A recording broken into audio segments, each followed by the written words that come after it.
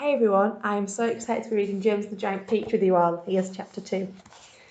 After James Henry Trotter had been living with his aunts for 3 whole years, there came a morning when something rather peculiar happened to him. And this thing, which as I say was only rather peculiar, soon caused a second thing to happen, which was very peculiar. Then the very peculiar thing, in its own turn, caused a really fantastically peculiar thing to occur. It all started on a blazing hot day in the middle of summer. Aunt Sponge, Aunt Spica and James were all out in the garden. James had been put to work as usual. This time he was chopping wood for the kitchen stove.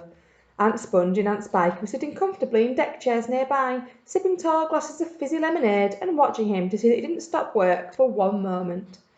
Aunt Sponge was enormously fat and very short. She had small, piggy eyes, a sunken mouth, and one of those white, flabby faces that looked exactly as though it had been boiled. She was like a great, white, soggy, overboiled cabbage. Aunt Spica, on the other hand, was lean and tall and bony, and she wore steel-rimmed spectacles that fixed onto the end of her nose with a clip.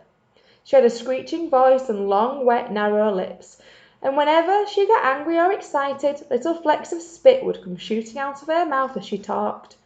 And there they sat, these two ghastly hags, sipping their drinks, and every now and again screaming at James to chop faster and faster.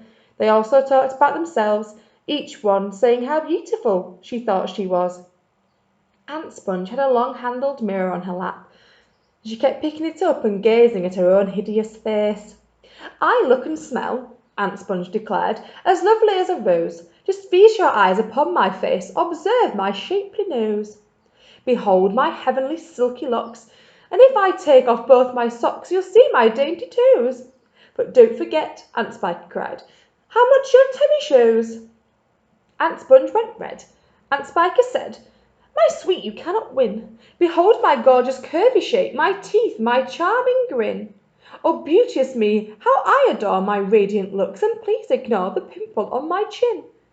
"My dear old Trant," Aunt Spica cried out, "you're only bones and skin. Such loveliness as I possess can only truly shine in Hollywood," Aunt Sponge declared. "Oh, wouldn't that be fine? I'd capture all the nation's hearts. They'd give me all the leading parts. The stars would all resign." "I think you'd make," Aunt Spica said, "a lovely Frankenstein." Poor James was still slaving away at the chopping block. The heat was terrible. He was sweating all over. His arm was aching. The chopper was a large, blunt thing, far too heavy for a small boy to use, and as he worked, James began thinking about all the other children in the world and what they might be doing at this moment. Some would be riding tricycles in their gardens, some would be walking in cool woods and picking bunches of wild flowers, and all the little friends whom he used to know would be down by the seaside, playing in the wet sand and splashing around in the water. Great tears began oozing out of James's eyes and rolling down his cheeks. He stopped working and leaned against the chopping block, overwhelmed by his own unhappiness. "What's the matter with you?" Aunt Spica screeched, glaring at him over the top of her steel spectacles. James began to cry. "Stop that immediately and get on with your work, you nasty little beast," Aunt Sponge ordered.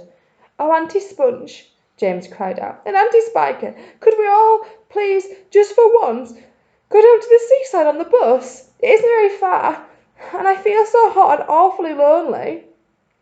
"Why, you lazy good-for-nothing brute!" Aunt Spica shouted. "Beat him!" cried Aunt Sponge. "I certainly will!" Aunt Spica snapped. She glared at James, and James looked back at her with large, frightened eyes. "I shall beat you later on in the day when I don't feel so hot," she said. "And now get out of my sight, disgusting little worm, and give me some peace." James turned and ran. He ran off as fast as he could to the far end of the garden and hid himself behind that clump of dirty old laurel bushes that we mentioned earlier on. Then he covered his face with his hands and began to cry and cry. And that is the end of chapter 2. See you later.